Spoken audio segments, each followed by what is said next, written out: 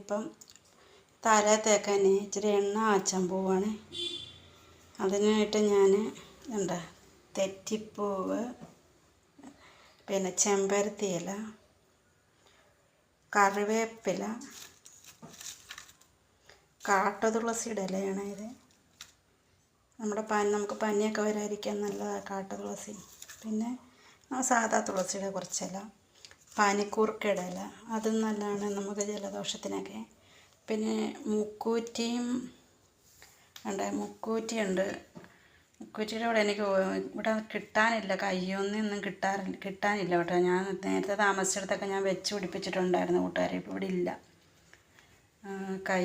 മുക്കൂറ്റി, പിന്നെ കീഴാർനെല്ലി ഒരു ശകലേ കിട്ടിയിട്ടുള്ളൂ. പിന്നെ ചെമ്പരത്തിപ്പൂവ്, പിന്നെ നമ്മുടെ കറ്റാർവാഴയുടെ ജെല്ല് എടുത്ത് വെച്ചിട്ടുണ്ട്. കുറച്ചേ ഉള്ളായിരുന്നു, അത് ഞാൻ വെച്ച് പിടിപ്പിച്ചതായിരുന്നു. അവിടെ നിന്ന് ഞാൻ എടുത്തിട്ട് വന്നായിരുന്നു ആ വന്ന വീട്ടിൽ നിന്ന്.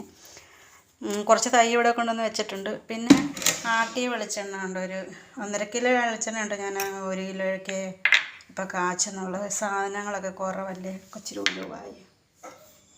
ശരി, അപ്പം ആയിട്ടുണ്ട്. ഞാൻ എണ്ണ ഒഴിച്ച് കൊടുക്കുവാണ്.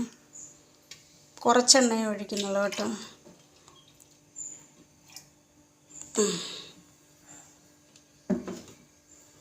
അപ്പം എണ്ണ ചൂടായി വരട്ടെ.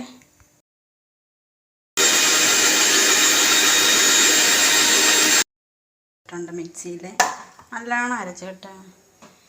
ചെമ്പരത്തിപ്പൂവും കറ്റാർവാഴ ജെല്ലും തുളസി ഇലയും കാട്ടുതുളസി ഇലയും എല്ലാം കൂടെ കൂട്ടി, മുക്കൂറ്റി എല്ലാ സംഭവം എല്ലാം കൂടെ ഞാനൊന്ന് അരച്ചെടുത്തിട്ടുണ്ട്.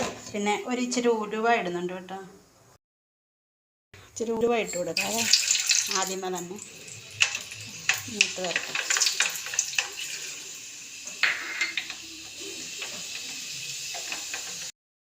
ഒരു 2-3 കുരുമുളക് ഇടുവാണ്, കുറച്ച്, ഒരു 5-8 കാണും.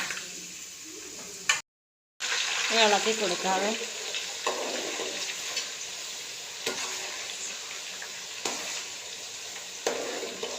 അടി പിടിക്കാതെ വേണം. കുറേ സമയം നമ്മൾ കൈ എടുക്കാതെ ഇളക്കണമേ, അല്ലെങ്കിൽ അത് കരിഞ്ഞു പോവുമല്ലേ. കരിഞ്ഞു പോയാൽ ശരിയാവത്തില്ലല്ലോ. നമ്മുടെ എണ്ണ മുറുക്കുന്ന രീതി അതല്ലേ, കരിഞ്ഞു പോയാലേ ശരിയാവത്തില്ല. നമ്മൾ ഇളക്കി കൊടുക്കണം നല്ലോണം. നന്നായിട്ടെല്ലാം മൂത്ത് അതിൻ്റെ കക്കം തെളിയണം, അതുവരെ നമുക്കിതിനകത്തിട്ട് മൂപ്പിച്ചെടുക്കാവേ.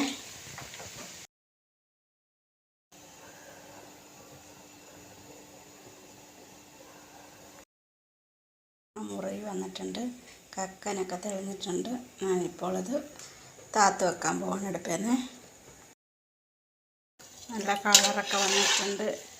എല്ലാം കക്കൻ കണ്ടോ, അതിൻ്റെ നല്ലോണം മൂത്ത് കരിയാതെ നല്ലോണം മൂത്ത് റെഡി ആയിട്ടുണ്ട് നമ്മുടെ എണ്ണ. അപ്പോൾ ഇത്രയൊക്കെ ഉള്ളൂ കേട്ടോ.